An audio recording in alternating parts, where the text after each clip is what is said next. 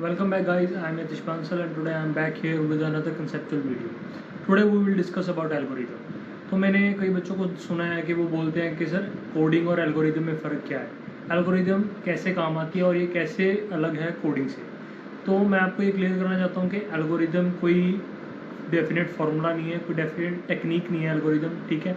Algorithm उस चीज़ को बोला जाता है जब हम एक कोड को छोटा कर दें। छोटा करने का मतलब ये नहीं कि पहले 100 लाइन का कोड था, हमने उसको 50 लाइन में पूरा कर दिया तो वो एल्गोरिदम होगी। हमने उस कोड को ऐसा बनाना है ताकि वो कोड हमारे कंप्यूटर के मिनिमम एफर्ट्स डाले और मिनिमम टाइम ले एग्जीक्यूट होने में, ठीक है।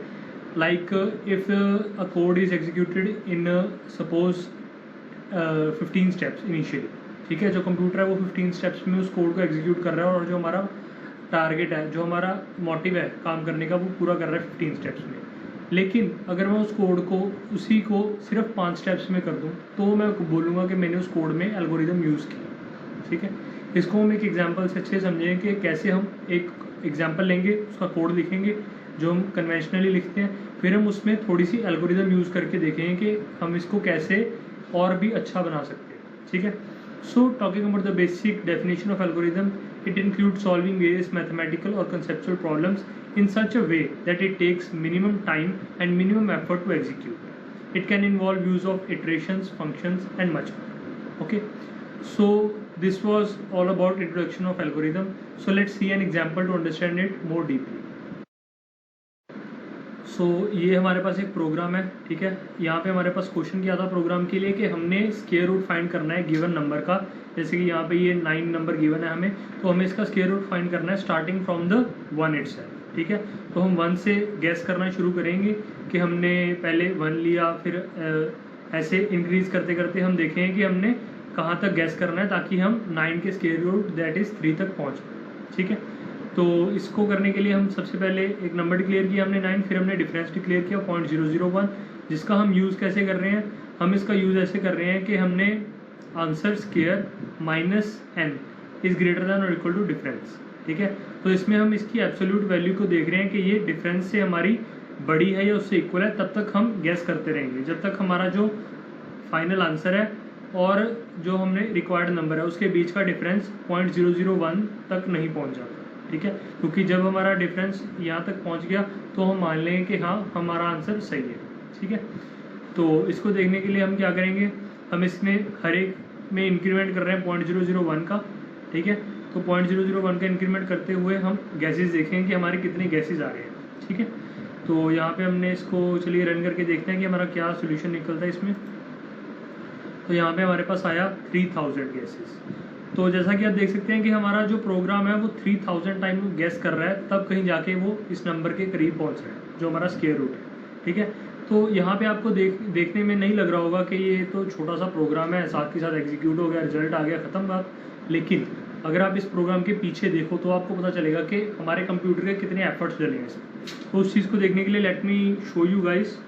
हम प्रिंट करते हैं सभी गैसेस जो हमारे कंप्यूटर ने कैलकुलेट किए, that would be num guess, right. So printing this. अब ये देखिए इसने थोड़ा सा टाइम भी ज़्यादा लिया पिछले बार से, और ये देखिए ये वो चीज़ें हैं जो हमारे कंप्यूटर के अंदर चल रही थी लेकिन हमें दिख नहीं रही थी क्योंकि हमने प्रिंट करवाई हुई थी। लेकिन अब हमें पता चल रहा है कि पूरे प्रोग्राम में क्या कुछ हो रहा है, ठीक है। तो यही चीज़ें होती हैं, क्योंकि अभी तो जैसे ये सिंगल प्रोग्राम था तो हमें रन करने में कोई दिक्कत नहीं है, लेकिन जब हम बड़े बड़े प्रोजेक्ट्स बनाएंगे उनमें हमने ऐसे लाखों प्रोग्राम यूज़ करने हैं, ठीक है।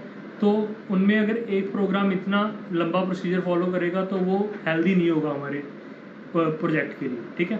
तो इसीलिए हम यूज़ करते हैं एल्गोरिदम्स, जिनमें हम इनको ये 3000 स्टेप्स जो हैं इनको डिक्रीज़ करके मिनिमम तक लेके आएंगे जो पॉसिबल हो, ठीक है। और मैं अगर आपको पहले बता दूं तो एल्गोरिदम ऐसी चीज़ है जिसके ज़रिए हम इन 3000 को 1 तक भी लेके आ सकते हैं, ठीक है। तो आप कहोगे कि सर 3000 से 1 तो बहुत बड़ा चेंज है, मतलब ये कैसे हो जाएगा। तो मैं आपको अगले प्रोग्राम में बताता हूँ, अगला प्रोग्राम लिख के कैसे हो रहा है, ठीक है। तो एल्गोरिदम यूज़ करते समय आज हम जो एल्गोरिदम यूज़ करेंगे उसका नाम है बाइसेक्शन सर्च। पहली बात तो एल्गोरिदम कोई एक टेक्निक नहीं है, इसमें काफ़ी सारी टेक्निक्स होती हैं। तो आज हम जिस टेक्निक को देखेंगे वो है बाइसेक्शन सर्च, ठीक है। तो चलिए हम दूसरे प्रोग्राम पे चलते हैं हमारे, इसमें हमने एल्गोरिदम यूज़ किया है। So this is a program तो यहाँ पे हमने एग्जैक्टली सेम चीज़ करनी है, ठीक है। n = 9 हमने डिक्लेयर किया, फिर हमने डिफरेंस उसी वही रखा एग्जैक्टली। नंबर ऑफ गैसेज हमने 0 डिक्लेयर कर दिए पहले, लोअर लिमिट हमने 1 रखी और हायर लिमिट हमने द नंबर इटसेल्फ, ठीक है, जो हमारा 9 है। और यहाँ पे हम बाइसेक्शन सर्च होती क्या है, अगर मैं बाइसेक्शन सर्च आपको डिटेल में समझाऊँ तो उसमें एक पूरा लेक्चर चला जाएगा। तो अभी के लिए आप सिर्फ इतना समझो कि बाइसेक्शन सर्च में हम क्या करते हैं, हम instead of going to the every single guess, जैसे हमने 1 से शुरू किया तो हमारा अगला गैस था 1.001, उससे अगला गैस था 1.002, उससे अगला गैस था 1.003।